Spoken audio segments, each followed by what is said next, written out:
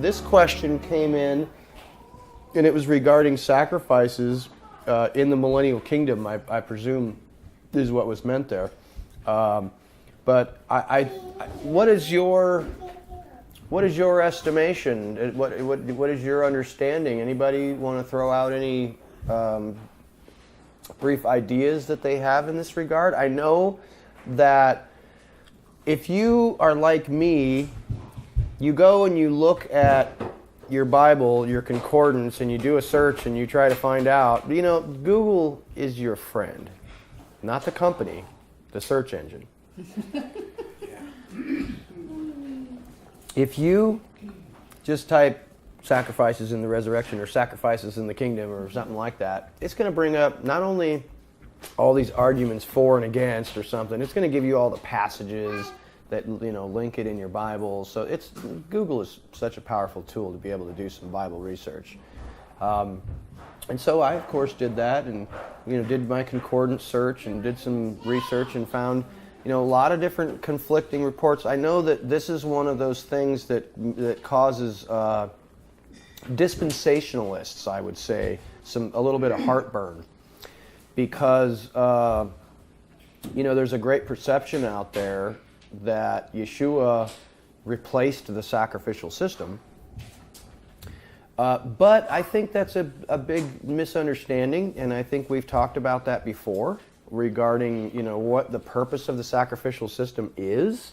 If you guys had maybe a little nugget that you would share regarding your perception regarding what the sacrificial system is about. What is the sacrificial system for? If you had to put it in a nutshell. Keith? To cover sin. Okay. To cover sin. Anything else? Keith again. To feed the Levites.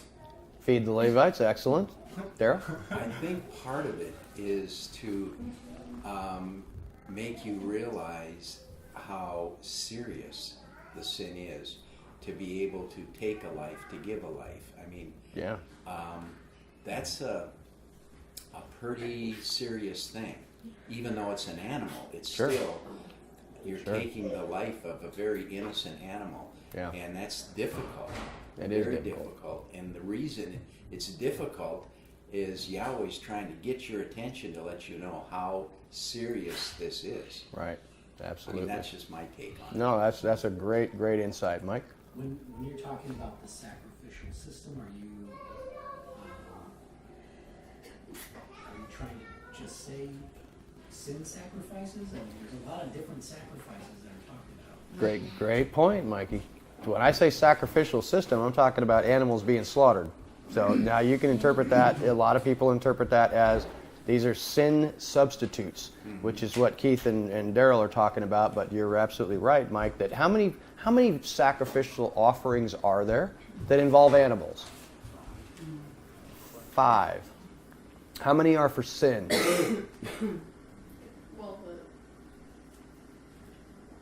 which kind? Good point. Okay, well, if you count the Yom Kippur sacrifice, I think that would make 6. But how many of those are for sin? Yom Kippur, the guilt offering, and the sin offering. The others are not having anything to do with sin at all. These are thanksgiving offerings. Olah offerings, which have absolutely nothing to do with sin, nothing to do with taking away sin. Peace offerings, thanksgiving offerings, Olah, whole burnt offerings, those have nothing to do with sin at all. So there's a really big common misconception that all of these animal sacrifices are to take away sin, and they're just not. If you look at the first few chapters of the book of Leviticus, that's all about what are these offerings and what are they for. And I think we also need to remember, and this is a big point, is that which of those sin offerings will take away a willful, disobedient sin? There's a good point to be made that none of them will. That if you think that you're going to hear what the instructions are and say, I just really, and I understand that it's wrong, but I'm just going to do it anyway and pay the consequences later, You cannot. There is no offering. There's no sin offering. A sin offering is, you know what a sin offering is for? That's like, I sinned on accident. I didn't know that it was wrong. Or if something happened to me that I was in a situation where I couldn't have done anything about it. This was inadvertent or unknowing sin. So a willful, rebellious sin, there is no sacrifice that you can make for that. Huh? Oh, actually, I read something about it, and if you do willful, it's evil. Yeah, that's rebellion and evil. You can't get that sin forgiven. And I always look at this example of King David when he killed Uriah the Hittite and took his wife Bathsheba. You can't go offer, and that's why you read in Psalm 51, he was definitely punished, but he said, I can't go and make offerings for this. There's no way around it. Is it the knowingly sin is not covered by grace? It is covered by grace. It's not covered by an animal sacrifice, yeah, though. by the blood, yeah. Yes, you can't go make an offering to the priest for that. Angela? Is there any one of those sacrifices that parallels Yeshua's sacrifice? I would say so, and here's something that you can look at, and we talk a lot about, no sin being able to take away, no sacrifice being able to take away willful sins.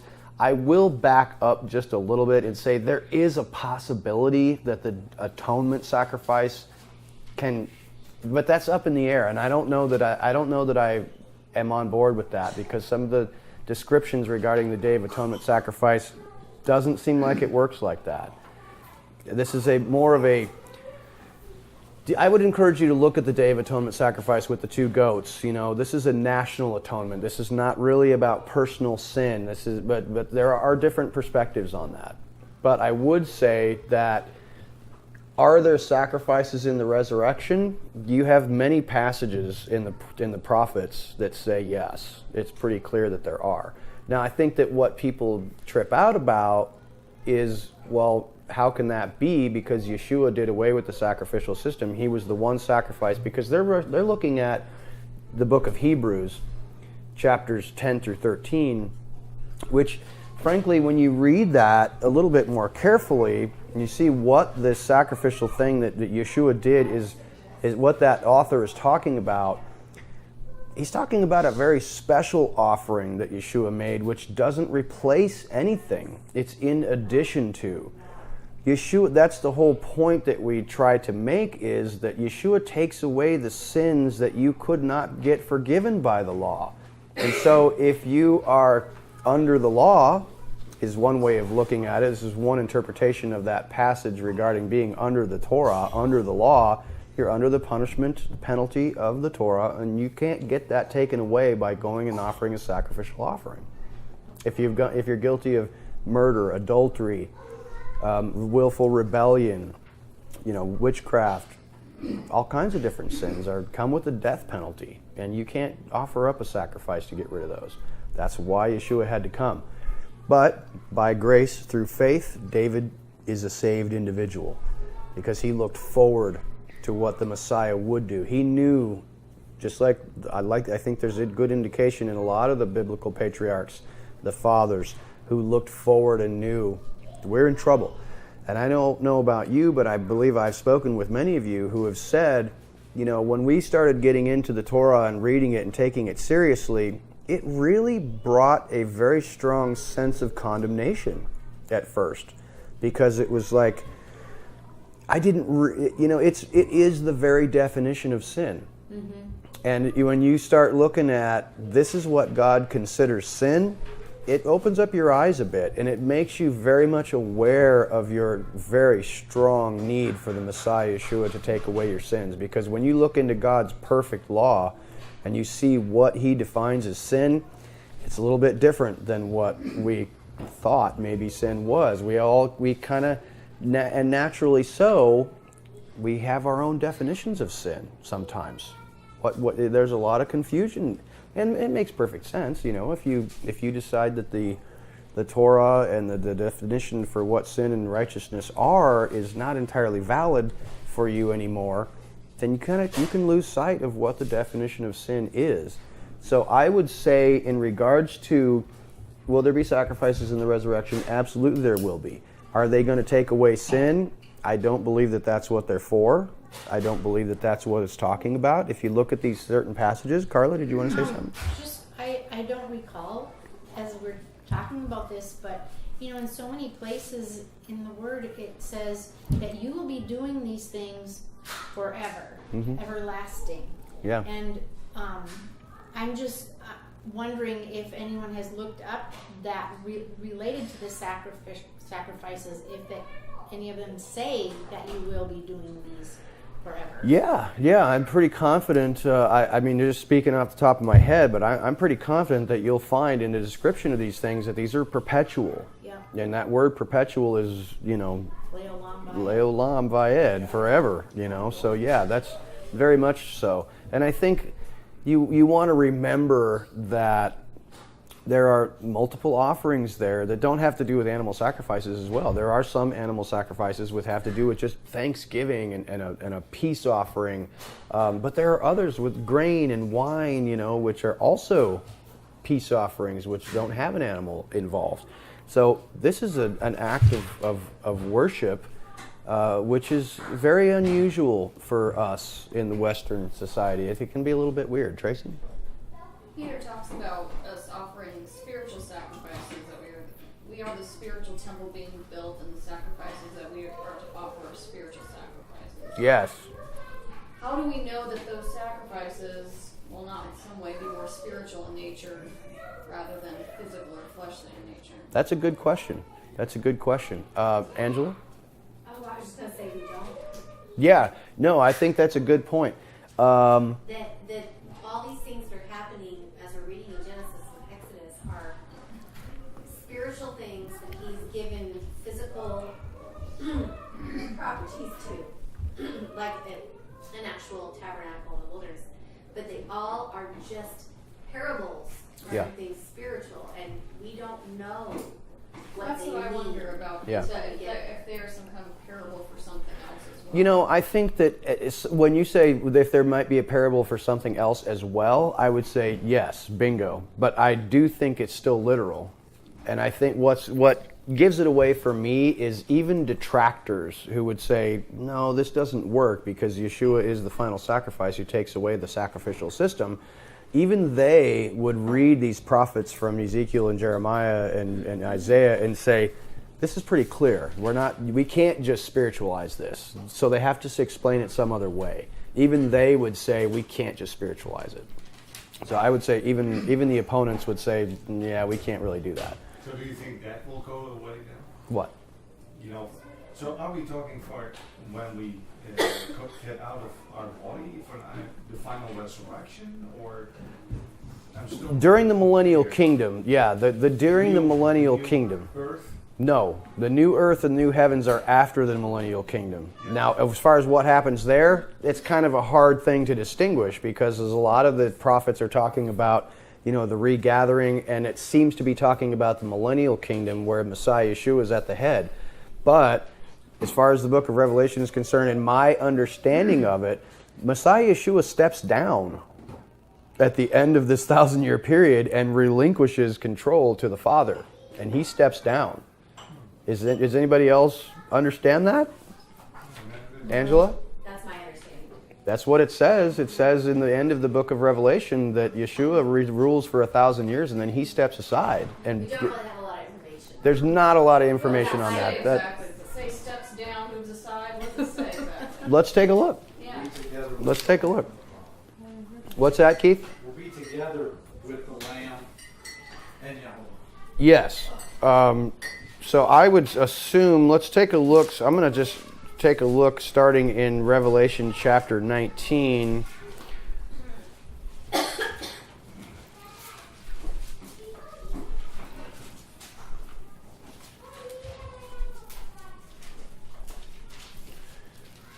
So in verse 13 through 15, we have the Lamb going to war. I think some of it starts in 20. Yeah, okay, so there's the 1,000-year kingdom through verse 1, Satan's final defeat, the great white throne judgment in verse 11 through 15.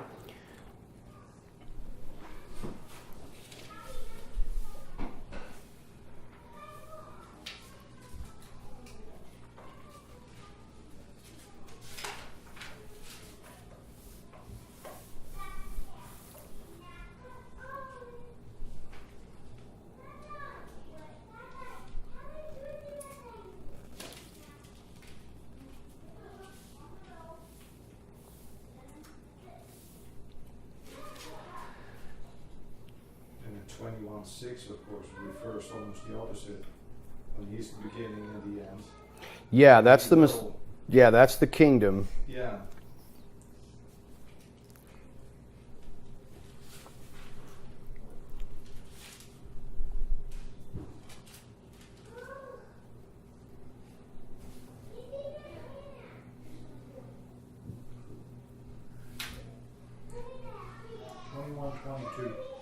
What does it say?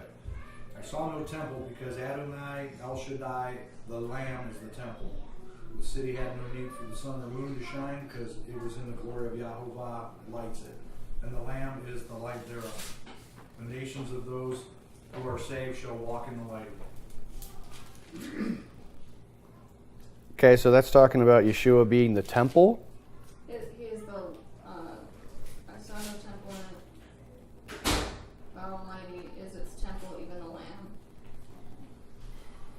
22:1 says, talks about the throne of Yahweh and of the Lamb. See, this is what my understanding wasn't, and I am not a prophetic person by any means, so that's why I was asking where that's written, because I wanted to kind of take a peek at it, but I'm a proponent of the oneness of the Father and the Son, and the prophecy in Daniel about how this stone is cut out of the mountain speaks to me of the Son coming out of the Father. And then he comes and smashes all these man-made kingdoms and grows back into that mountain. So that's what I'm seeing in this picture. I don't know when it takes place or how or why, but I just think it's some kind of oneness of the Son becoming one with the Father again, or whatever. Okay. Yep, I feel you. And I think we don't even understand how we read it. There is no physical temple, and that's how I read it. Right. He is the light. He is, Yeah. What is a temple? Right. This is where God lives. And Right. I'm saying on purpose God, the Father and the Son. Sure. Right. Angela? Hard to read this. This is really funny that this is coming up. I've been preparing for next week, for a week now. Well, don't go crazy. No, I'm not going to say anything because I don't know quite what to say yet. But next week we're going to talk about the temple, and we're going to talk about the oneness of the Father and the Son, and how everything we've been studying up through Genesis up to now is like this. It all fits. All right, well, hold on to I that. have an easier idea with this. You know, when she says it could be a spiritual thing, I think you'll see how that pattern is uber spiritual, and that will help you understand the end of Revelation, because I keep going back to the end of Revelation with this study. Okay, well, hold on to that. Hold on Yeah, to that. I will. Gotcha. That's next week. Now, I will say that this reference to the Messiah handing over the kingdom to God is not in the book of the Revelation. It's in 1 Corinthians. Oh, okay. I apologize. That is in 1 Corinthians 15, verse 22.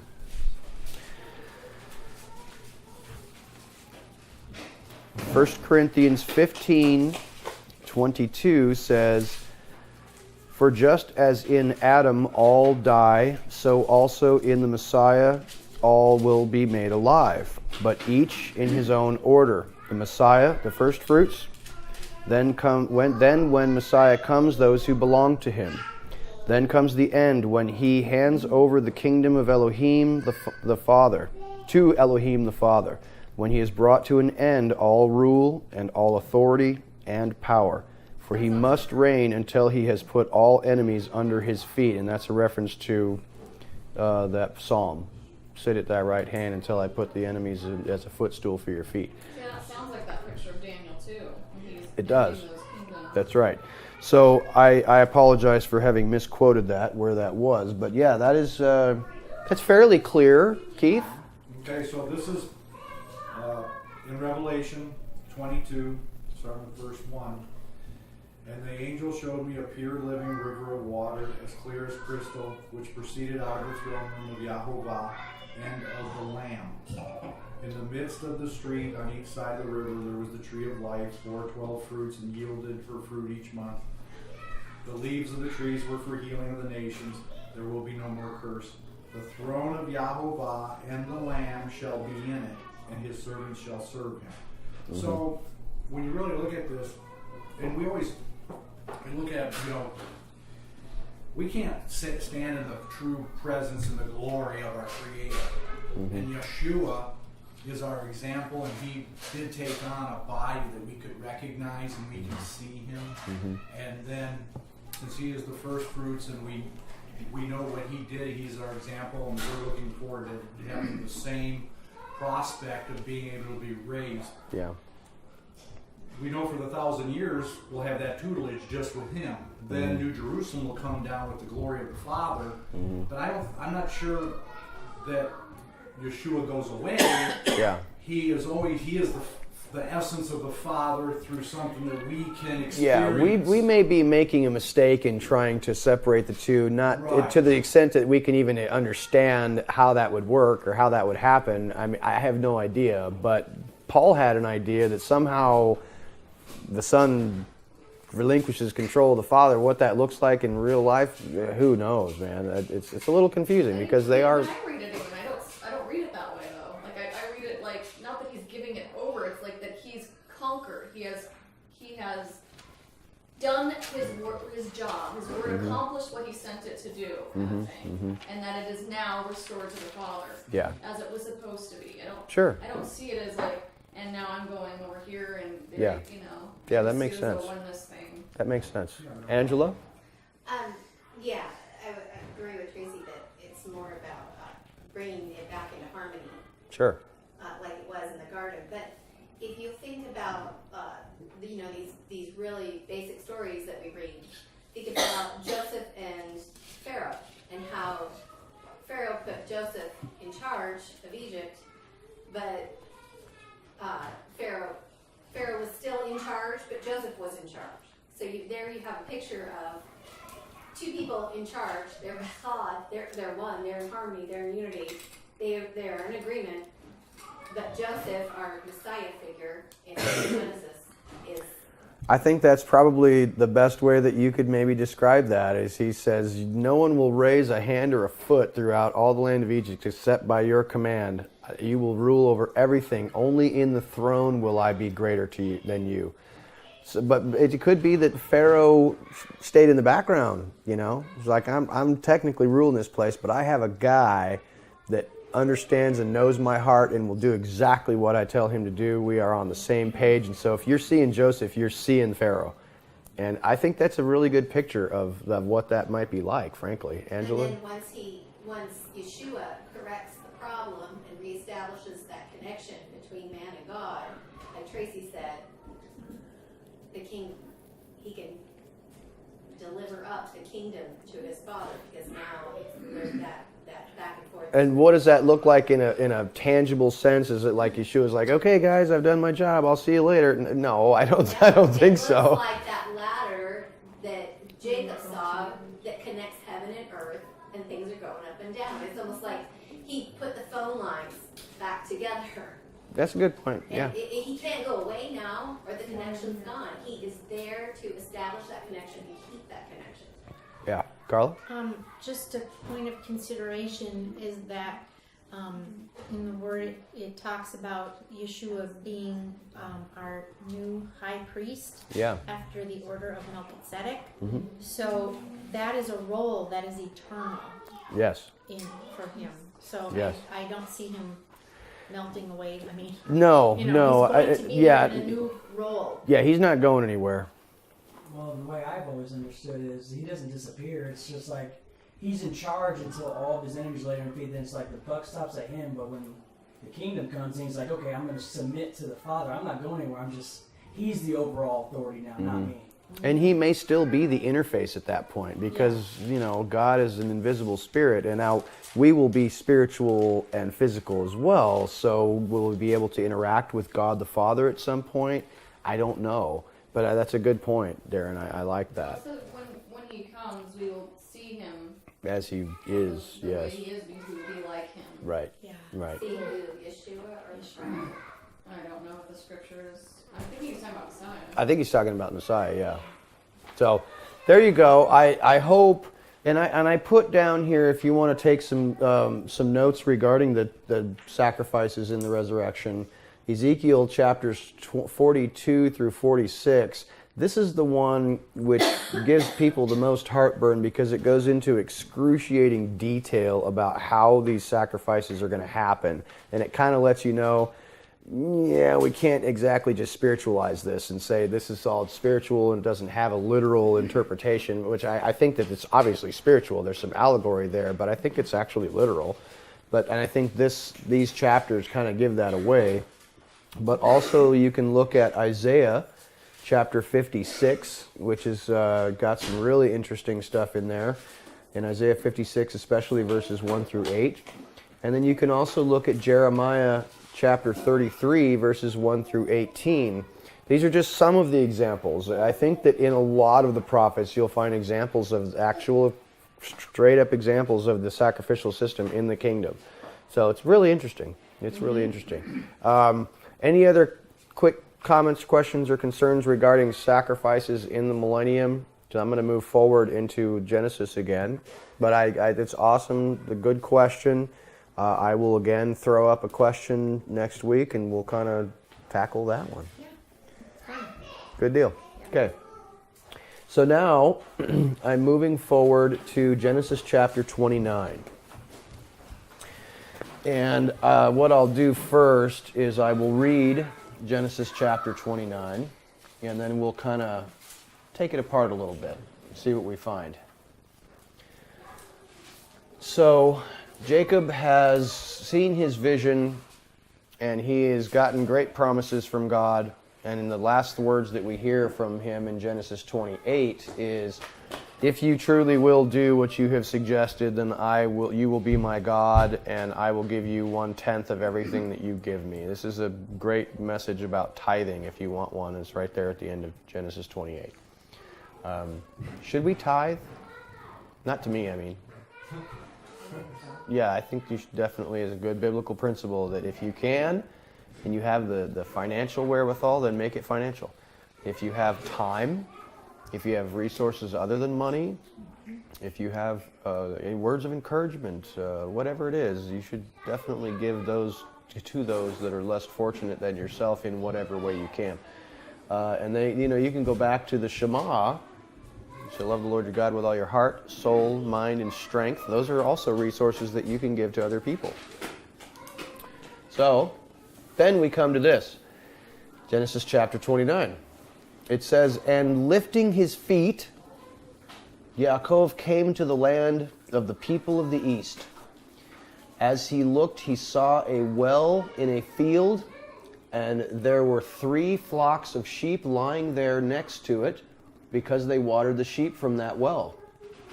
The stone on the well's mouth was large, and only when all the flocks had gathered there would they roll the stone away from the opening of the well and water the sheep. Then they would put the stone back in its place on the well's opening. Yaakov said to them, my brothers, where are you from? They answered, we're from Haran.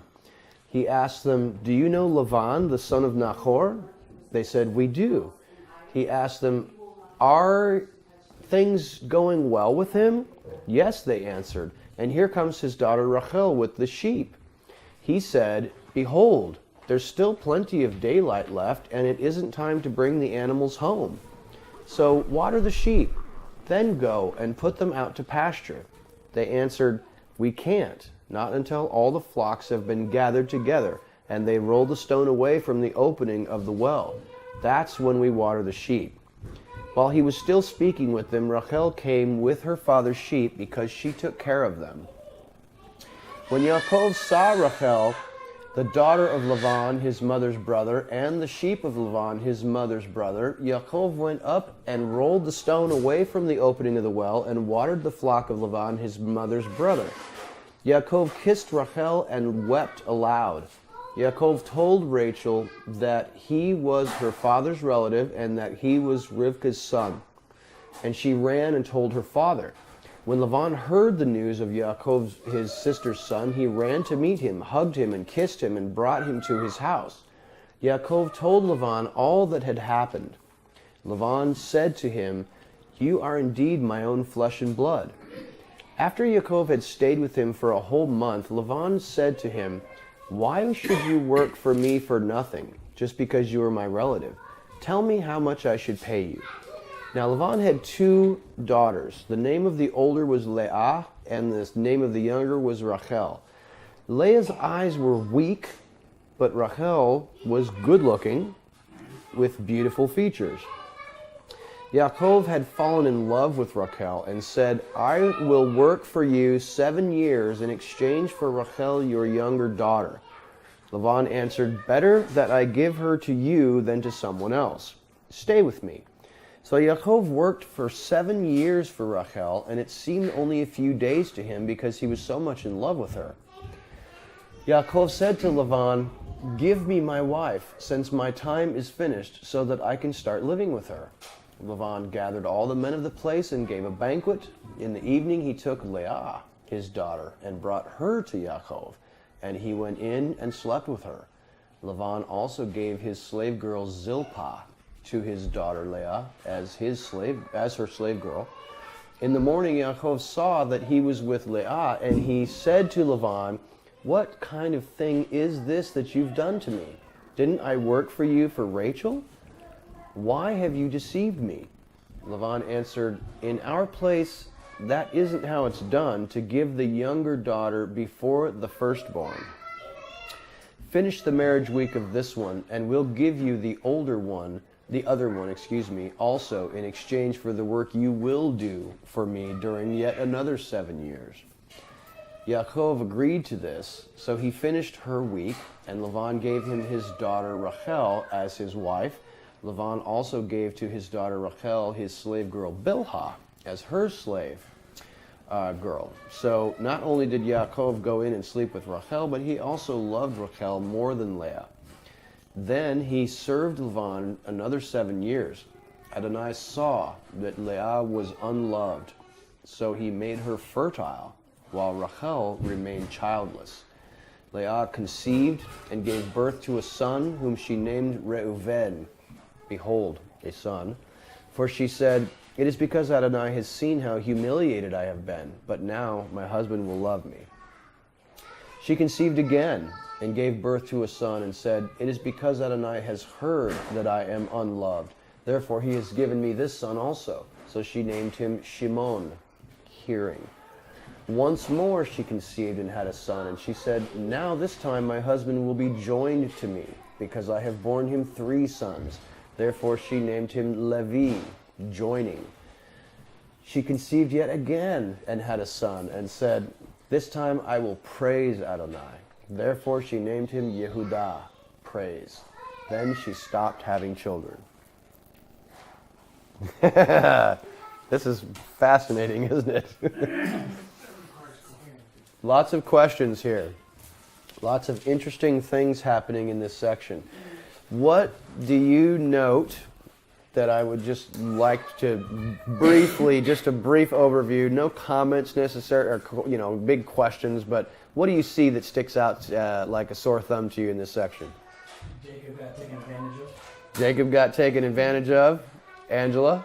There's a lot of detail about this stone being moved off the well and on the well and off the well and on the well and Yes. And Jacob kisses Rachel before he even tells her who he is. Yes, he does. Yes, he But does. what kind of kiss? I mean, really, what does? I don't know. I don't think it was a full-on kiss. But I think it's the only kiss between a man and a woman recorded in the Bible. It is. But why does he do that before he tells her who he is? Good question. I don't think it was like a French kiss. I think it was just a kiss. Well, you may rethink that. We'll talk about that in a second. Was he like 70? Well, here's just a hint. The same word for kissed, where he kissed her, is the same word for watered. Like watered the sheep. It's the exact same word. So it was a very sloppy, wet kiss, apparently. Well, I'm kidding. I'm totally joking. But that is the exact same Hebrew word. The same word for watering the sheep is the same word for he kissed her. It's the same exact well, word. is it translated accurately then? Yeah. Okay, so how about when Esau kisses Jacob? Is that the same word? That's a good question. I'd have to take a look at that. It is. Is it the same word? Okay. Yeah, because Angie and I were looking at it. I gotcha. But this there is... is I don't know why they use those two. I Well, we're going to talk about that. It's a good thing to think about. But this is the only time in the Bible where a man kisses a woman. The only time. Wow. Very interesting. No, in the Torah. In the Torah, excuse me. There's some kissing later. Yeah, I don't know. I can't think of one. They talk about them kissing with the kisses now. Okay. So most of the time it's men kissing men, you're saying? There are a few cases that I'm aware of, yes. The others, yeah. Yeah. The kiss, the greeting, you know. Right, the greeting. The greeting Right, kiss, so yeah. why wouldn't this Well, yeah. greeting be any different? Because verse 13 has a kiss. Because Later, again, kissing if the Jacob. man kissed with that affection, so he did the same thing to her. Could be. Yeah. Could be. Give me ideas, Keith. Yeah, watch out, Keith. So we've got a couple of good nuggets that we would definitely want to dig into. Anything else you've seen in this section that kind of draws your attention? Maybe puts up a little flashing light here, makes you want to figure something out there. Oh, Just more what Angie said with the stone. The stone, yeah, absolutely. That's a big one. That's a big one. Angela? the names of the sons, that it's seen, heard, attached, and then praise. If you got anything on that. Absolutely. Excellent insight. I think that's a great thing you should always do whenever you see place names or people names in the Bible. Look it up in the Hebrew and let it know, find out what it means. This version I'm using actually puts it in as a parenthetical statement in there to tell you what that name means, which is really cool. Tracy? I think there might be some kind of, I don't know what it is, relation to the 7 fat cows and the 7 lean cows in Pharaoh's dream, because of the way that the verbiage is the same. When it's talking about how he had to serve 7 years for each, he had to serve 7 years for Leah, 7 years to get Rachel. And it says the eyes of Leah were weak and Rachel was beautiful of form, and those cows are described as the same way, fair of form, same word. Yeah, that is interesting. That's an interesting insight. Yeah. I had not considered that, but there's probably something pretty cool there. Mark that down in your notes. And then the lean ones devour the goods. Yes, indeed. Very interesting. Very interesting. Rachel's the beautiful from the family. And Yeah. her sons, what they did to Rachel's son. Yeah. Kind of devour, didn't they? And that could tie right back into Joseph's then, because he's the one that And they blamed it on a wild animal, devoured him. Interesting. Very good insight. There. There's definitely something that could be there. Any other ones that are popping out to you? I think also that the two, what we're talking about, like, he snuck one in for, hey, just take this daughter because that's normally how we do it. He lied. And yet he was willing to work 2 times 7s for that. But you see a lot of twos coming in for, and when people lie, that also seems to be connected. Agreed. Cool. All right, well, let's dive in and see what we can find out. So I wanted to just make a note first that as a kind of a, let's see the forest for just a sec before we get lost in the trees. Just want to remember this overarching theme regarding Jacob. How would you describe Jacob's life in relation to Abraham and Isaac? How would you characterize Jacob's life as opposed to Abraham and Isaac? He struggled. He struggled a lot more. He multiplied. That's an interesting concept. What I absolutely want you to take note of is that Jacob's life seems to be much more difficult, much more challenging, a lot more stumbling blocks and things that he tripped over, and lots of very challenging things happening in his life. And yet, incredibly blessed by God, incredible fruitfulness, incredible blessings from God. And yet, when he gets to the end of his life and he meets with Pharaoh, and Pharaoh says, dude, how old are you? He's like, I'm 130 years old. My days have been short and evil. He feels like his life has sucked pretty bad. He's had a rough time of it. There's a lot of really challenging things which happen in his life, and if you just think about it and kind of run over a few of these things that have happened to him with his own sibling, the relationship with his dad, his uncle, his wives, his children, famine, slaughtering of villages, his daughter being raped. I mean, tons of really challenging situations, and yet incredibly blessed, very fruitful. Something that I just want you to remember as an overarching picture about Jacob, which is a struggle, very much a struggle. Tracy? I think, and we'll get to it when we get to the wrestling with the messenger thing. Yes. It's something that I personally cling to because I feel like this is an example because we all have these struggles. It may not be as bad as what he had, but Yeah. you start off one way. You start off clinching and grabbing at things, as a hand on heel grabber. But you wrestle and you say, I'm not going to stop, and I'm going to continue to give glory to God, and I'm going to continue to wrestle and prevail. So the messenger tells him you wrestle with God and with men and prevail. Right. So it's something that we need to really keep in mind. Absolutely. And I think Mike, go ahead, Mikey. No, I can pull this out in a sec. Go ahead. I was just going to say, and we also notice the things that he loves the most also struggle the most. Yes. Absolutely. Absolutely. And I think... I don't understand what that means. Like Rachel and Joseph and Benjamin, I mean, they are all struggling. These are the ones that he favors, and they also struggle. Yeah. The things where he places his affection is where the most difficulty arises, which is another interesting insight all by itself. Did you want to say something, Darren? Well, I think it's a great picture because tribulation always leads to rewards afterwards. So his whole life was crap, but he birthed Israel out of it. Yes, he did. So it's just like when it says follow the narrow path, that word, it means tribulation. Same word. Yes, it does. So the tribulation path leads to life. So that's a great concept. Yes, it is. And I think, the Messiah Yeshua said to us pretty plainly, you're going to have tribulation in the world, but take courage. I have overcome the world. So, this guy is a really good example for all of us about just struggles that he had to go through. Yeah. But was he always faithful? How about his faithfulness? In all of the struggles that you're aware of that he dealt with, how was his faithfulness? I know he started off a little rough with this contention with his brother and playing a trick on his dad to get the blessing, but what about after that? Huh?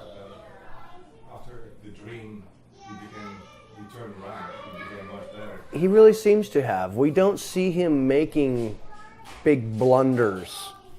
Not nearly like what happened with his mom and his dad, pretending to be his brother. We see he becomes like a stone himself. He's pretty solid. He's a pretty solid guy. And although he has all these difficulties, that is the real challenge for us, is when we are faced with difficulties, we often will squirt out sideways looking for a way out of these difficulties, and we'll make stupid decisions and compromise our principles and compromise our ethics and our morals and lie, cheat, and steal maybe to get ourselves out from under this tribulation. Therein lies the example. Jacob did not do that. He took it. He prevailed over it. The messenger would have said, you prevailed had he done that. Right. So, yes, at the beginning, he succumbed to the pressure of his mom to say, do this. Now, was he supposed to do that? I don't know. We struggled with that a couple chapters back. But it seems like afterwards, he became fairly straight up. And you know what? Even in spite of all these difficulties that he was having, he just bore up under it. And I think that this section right here, very first words of this chapter says, lifting his feet. That's a really unusual translation, the mix of words in Hebrew and in English. It just sounds kind of strange, and I heard a pastor talking about that. He's like, this literally says in Hebrew that he lifted his feet. Some of your translations might say, and going on from there, or it happened later, or whatever. It literally says in Hebrew, he lifted his feet, which is rather unusual. But I think it also goes back to what we've been talking about here with trudging on. Sometimes all you can do is just lift your feet. Just keep going. We Buckling see up. pictures of the gospel too. Like with Isaac, he sowed in that land 100-fold, and that's to the parable of the Yeah. And the feet are what carry the gospel. And your feet Yes. are shod with the gospel, and how beautiful are the feet that carry the gospel. Right, Piece. So right. perhaps there's some kind of relation there to what he's doing. I like that. I like that. So I think that's a great point, Tracy, and I think that, it really teaches us that we should just, if we get kicked, and we're gonna, like Jacob is, that, tribulation has come, it is coming, it has been upon us, Our lives aren't terribly easy. I know each of you have had all kinds of difficulties. But you know what? You're here, and you're struggling through it, and you're making, sometimes all you can do is just lift up your feet. That's right. But if you'll just be, and I think this talks about our partnership with God. If we're just dedicated enough to lift our foot, if that's sometimes all you can do, just lift your feet. And God will, you've seen the pictures of the footsteps in the sand, Jesus is carrying you, those cute little parables. Very, very true. Sometimes all you can do is lift your feet. Keep moving those feet. That's something you can do. Just keep lifting your feet. I have a question. Yes. So, because, being new in it, I am also I new. struggle a lot and I fall more than I'd like to say. Does that mean I'm not, As good as you could be? I'm not, because to believe is to obey. Kind of, right? Ideally, yes. Does that mean I'm not, like, That means you're just On like board. that means you're just like every one of us. Yeah. I don't always obey when I stumble, and you stumble and I stumble, and none of us is really terribly mature. I hate to say, but it's very true. That's how you know you're one of Jacob's sheep, because you're stumbling. Hopefully, each little time we might do something just a little bit different. Maybe we lie a little less. Maybe we curse at our wife a little less. Whatever it is, do it a little less. Do the good stuff a little more and the bad stuff a little less. Sometimes just picking up your feet and making a little bit of progress is all you can hope for. Because this is a tough situation. Tammy? Well, I was going to tell her we stumble because we're human, and God knows that. And Yeah. nobody was able to keep the law perfectly. No. Except for Christ. Yep. And so, to make that be a burden, I don't think that should be a burden. I think that you do. To make your what a best- burden? What do you mean? To make to focus on, I gotta keep it, I gotta make sure I do, and it will cause you to stumble when you, I think, focus on it so much, you will stumble. Okay. And I think that you have to remember we're not perfect, and we have reasons why we stumble in certain areas. Sure. I really feel that if you keep stumbling, we learn when we stumble. Yep. And so that's how we grow. Yeah. And so if you keep making that mistake over and over and over, then you have to step back and go, Lord, search my heart, what is going on, and why do I keep doing this over and over, and show me. And once he does show you, and you're aware of it, you might make that mistake again, but you should be able to eventually recognize it and deal with it, because I think God will deal harshly with you when he's already showed you how to deal with it and you don't. And that's where I think we come into play. But we all stumble. We all make mistakes. Paul says that we continue to stumble because we've become short-sighted. We don't realize what we've been freed from. And that's be encouraged. It's difficult out still know there. what to do? What's that? It's hard to know what he wants you to do. Sometimes it is. In a difficult circumstance where the outcome and what you should choose is not exactly clear. There are certain things which are abundantly clear and you just choose the wrong thing every time, and I understand that. Listen enough. Listening is a huge portion of it. Yes, I'm Angela. learning that. Angela? All the people we're reading about have had problems. Okay, none of those guys are perfect. Now, when they have messed up, there have been consequences. There Yeah. are consequences. It's not an eternal consequence. It's not that God said, I don't want to have anything to do with you anymore. Don't think black and No, white about it. absolutely. And I would say, Angela, Yeah. well, let me just bring up, please remember what Paul says, that the Messiah Yeshua trapped sin in the flesh. because what that literally means to me anyway, and you can think about it and talk about it, that your sins, when the Messiah cleanses your spirit through his sacrifice, means that the sins that you attach will not attack your spirit so much. That they will attack your flesh. You will pay for them, and you can see this happening in this chapter particularly easily. Yet your sin's going to find you out, and you will pay a penalty for it, but it's not necessarily always a spiritual one that attaches itself as a dark stain on your soul, which is stuck with you forever. That, I think, is what Messiah can cleanse you of. So you're going to a lot of times experience temporal challenges in relation to your sin, and as opposed to the spiritual ones, which can be cleansed from the Messiah, covering those sins. Tracy? Another thing to keep in mind too, especially when you're new, is that you don't ever start a job and they expect you to know how to do it. Yeah. You He's have very to- gracious, You have yeah. to read your instructions.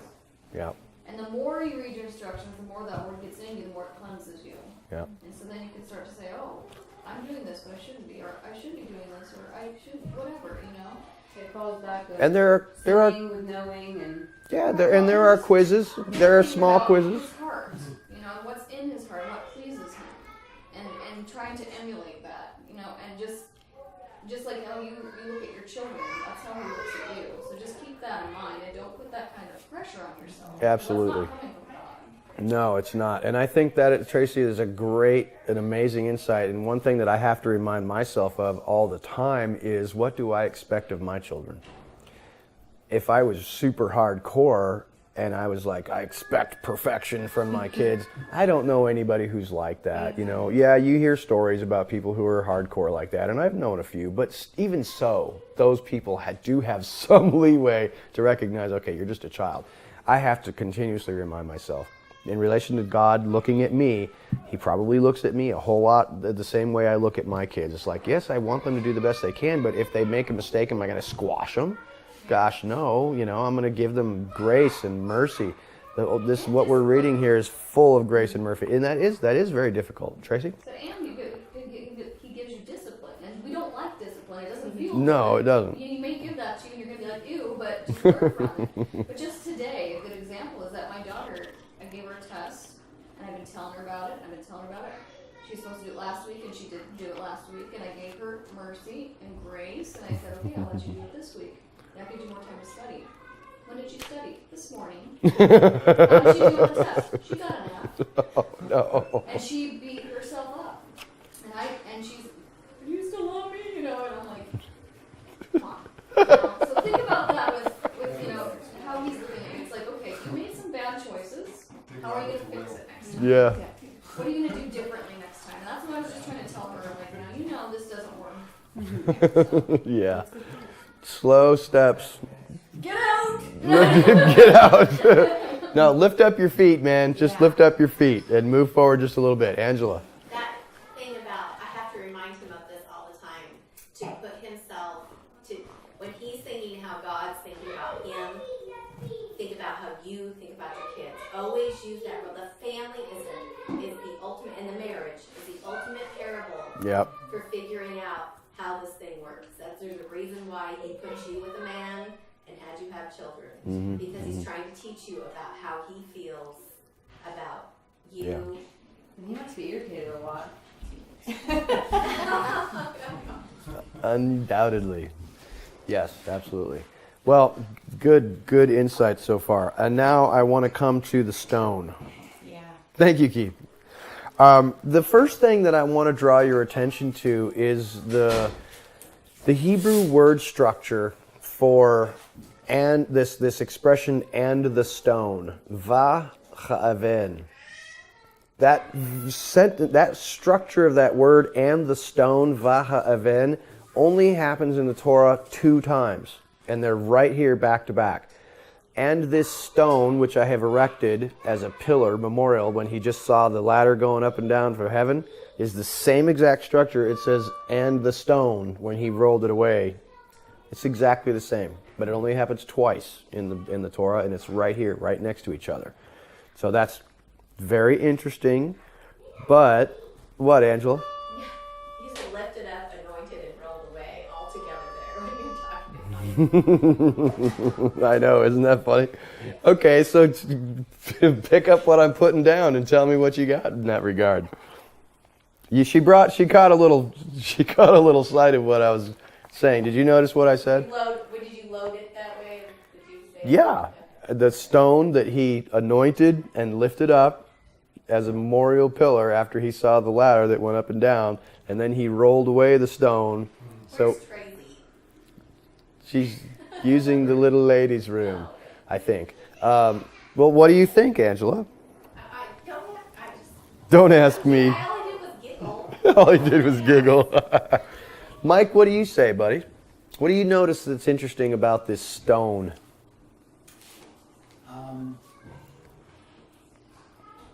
It's the water is behind the stone.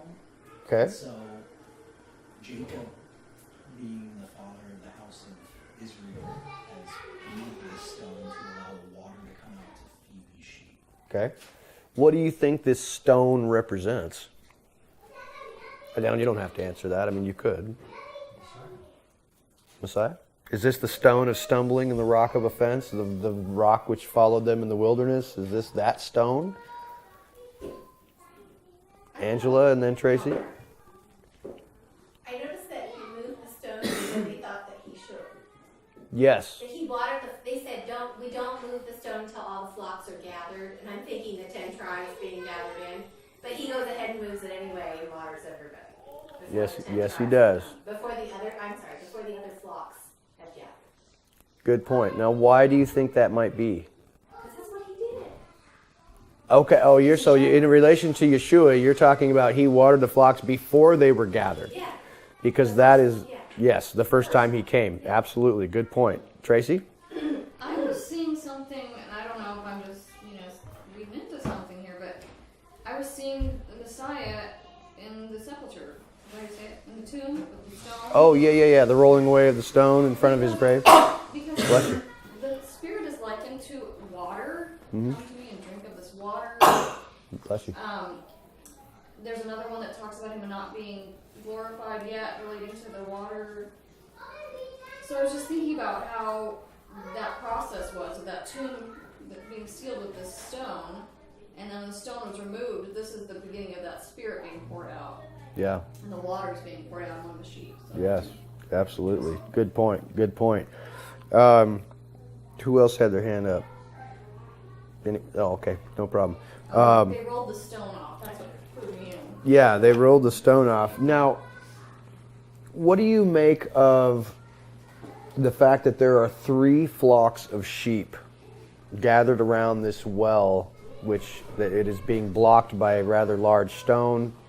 It seems to me it's kind of interesting that he says, "Hey, what are you guys waiting for, man?"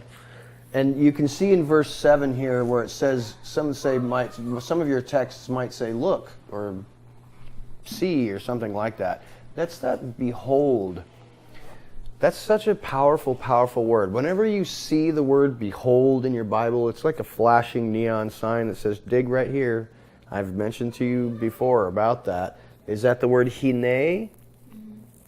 Great word. And that's why I took this. It said, it used to say "look," but I changed it. I changed this translation to change it to "behold" with an exclamation point. And whenever you see that, you know that I've probably done that. Because a lot of the translations will just change it to something else like "look" or "check this out" or something. But behold, hine. There's still plenty of daylight left and it isn't time. Why we can't. Not until all the flocks. So we can't because we're waiting for the flocks to be gathered? We can't because the stone's too heavy and we can't pick it up? We'll hurt ourselves with it? What does that sound like? I'm thinking my interpretation is looking at this and saying it's almost like they're saying we are not able to lift the stone off of the well. The whole lot of them. And yet Jacob removes it himself, which is a little unusual to me. And I think that it does have something to do with him being a picture of the Messiah who does this thing that the others cannot do. And it's also somehow related to these 3 flocks of sheep. Thinking about the 3 flocks of sheep for a moment, if you were to think about those 3 flocks of sheep as an analogy or a metaphor or a parable of some kind, what do you think those 3 flocks of sheep might represent? I think these 3 flocks of sheep represent something spiritual. It's not for no reason that it says there are 3 flocks of sheep. What do you think those might be? Trinity? What's that? Trinity, maybe? It's an interesting idea. Interesting idea.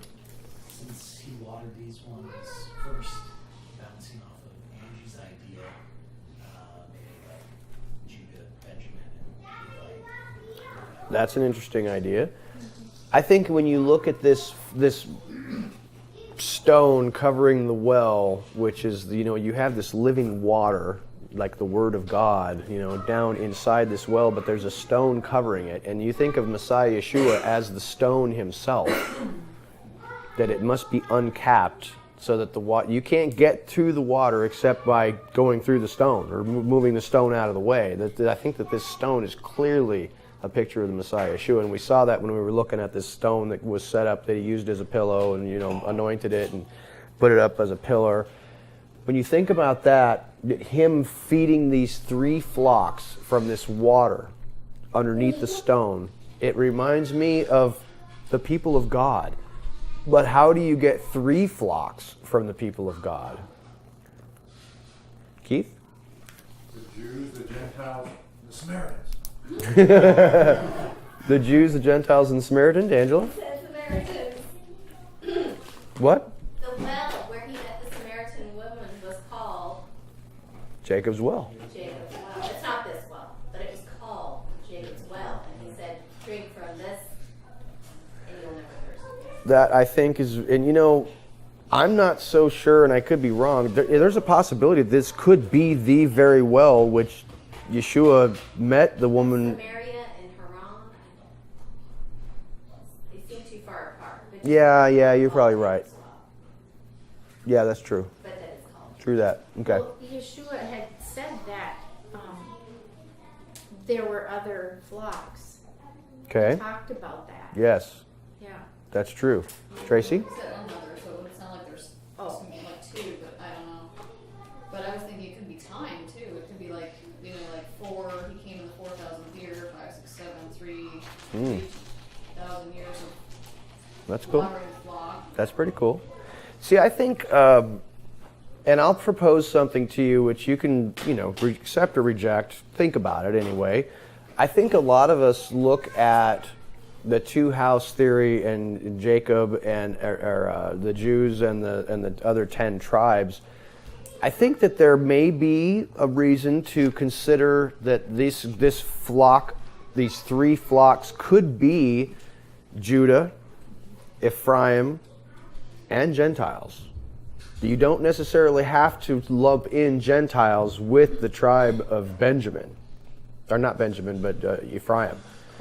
Could these 2 be mixed together somehow? Absolutely, but you can't, I don't think, necessarily lump all Gentile believers into this category of Ephraim. I don't think that's necessary. Can you see a lot of them buried in here and maybe be able to identify them? Absolutely. But I think you could possibly be dealing with 3 categories. The Jews, the lost 10 tribes, and some Gentiles in their own little separate category. Yep. So that's certainly possible. Something to think about. That to me was one possibility for looking at these 3 flocks of God's sheep which needed to be watered from this well. He actually says there are other sheep I have which are not of this fold. So I mean that could open it up. Yeah, that could open it up to a whole lot of different things. But that's just one idea. Somebody else hand, John. I don't know, I was also thinking body, soul, and spirit. Because Body, we have a soul, and physical spirit. body, we have a soul and we have a spirit. Yeah? And another thing when I was reading it, and this might be totally crazy, but they answered, we cannot, not until the flocks have been gathered. Mhm. And we roll away the stone, and I was thinking, well, maybe it's just when all the flocks are together for like the rapture, when everyone at the final day, and then we have that water, which is of course the spirit. That's a very interesting idea. Very interesting idea. And so these are all really weird little tasty nuggets that are very speculative. But like we have mentioned to you before, we often come across these speculative things and we look at our text and we say, there's something interesting here. We're not exactly sure what it is. And you don't grab a hold of these things and make doctrines off of them or anything. You just hold them tentatively and you say, this might be something. Yeah. I'm going to just have to keep that in the back of my mind, as Jacob did with the dreams of his son Joseph, who said, I don't know what this means, but I'm going to hold this in the back of my mind for later reference in case it comes up. So that would be what I would say in regards to some of this speculation. It's certainly interesting stuff. Keith. Well, now, this thing about Rachel showing up, and all of a sudden he gets all this strength to move this big, large rock. He wants to show her some muscle. Or it says she was the shepherdess, and she was escorting her father's sheep, which are the father sheep are very important. Yes. So they got water right away. He watered her flock. That is absolutely true. Very, very true. Excellent insight. Any other brief insights in regard to that? There's so much in regard to this stone. It's so amazing, but it's a really spiritually perceived, and you got to chew on it, think about it, relate it to other passages, and think what are the parallels. Maybe one thing you mentioned that one time a little bit. Do you remember that I asked you one time that there was it Abraham who wasn't Moses who had like 10 stones and he put it in the river and the crossing? Oh, that was Joshua. Joshua.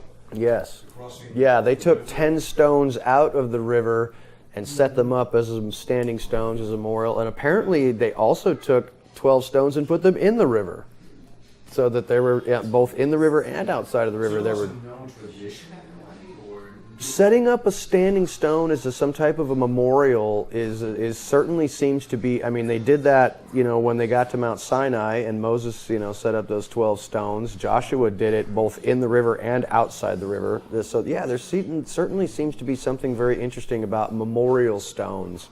Very interesting stuff. Did you guys see this latest documentary that Zach Bauer was talking about with that? I think it's the La Luna monument over in New Mexico with the Paleo-Hebrew engraved on this mountain in New Mexico. You guys aware of that? Not that one. is I've that heard an other. old or a new one? No, I have known about this. I think it's called La Luna Mountain in New Mexico, where I don't know whether, archaeologists discovered some big stone on top of this mountain, which has apparently really, really old Paleo-Hebrew copy of the Ten Commandments on a stone in New Mexico. I don't know what to make of it, but there was a documentary that recently came out. I think it's called The Sacred Stone or something like that. It looked kind of interesting. I don't know. Zach Bauer saw it and said it was really, really interesting. But you guys were not aware of that? Keith, certainly you were aware of that. Because Noah's Ark is over there. That's where they happened. In New Mexico. Did you say Noah's Ark? No, I thought it was certainly interesting that they apparently did some testing on this rock and says, this is really, really old. And I'm like, what is a huge stone with Paleo-Hebrew written on it doing in New Mexico?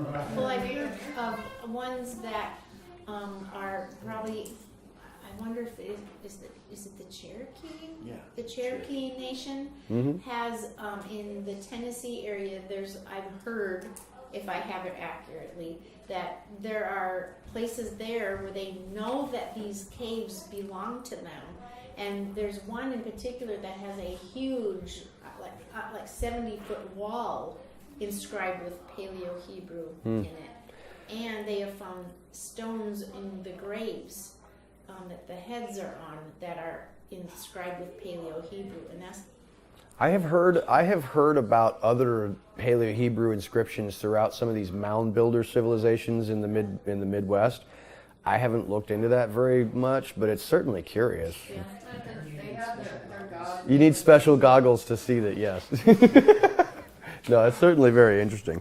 Am I getting long in the tooth? Yes, I am. Okay. I still have another 3 pages of notes here, and I apologize that we haven't gotten very far, but I want to challenge you in your own spare time perhaps this week, to take a look at and compare and contrast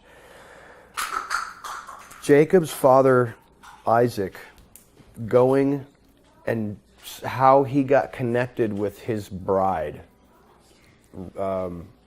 Rivka, and compare and contrast that with how Jacob got his bride, Rachel. Because there's some interesting parallels there. There's some interesting comparison and contrast there. It's almost like two sides of a menorah. It's a balancing pattern. Is it some type of a structure, one of those Hebrew structures in the text? It could be. It's really interesting to compare and contrast how these two guys got their wives. They're very, very different, and yet there's some interesting similarities. Tracy? Didn't Moses get his wife in a similar way? Yes, Moses and Jacob are very, very similar. How he shows up and there's these shepherds there. Now he had to beat them off with a stick, because they were treating Zilpah and her sisters badly. 3 times then. Yes. Maybe there's something to That certainly could be. Yeah, so that's something to look at. Keith? I need to go hang out by the well. with his wife. Good point. Yeah. Anyway, I'm going to go ahead and stop right there, and we'll pick up again. Any comments, questions, or concerns for the good of the order?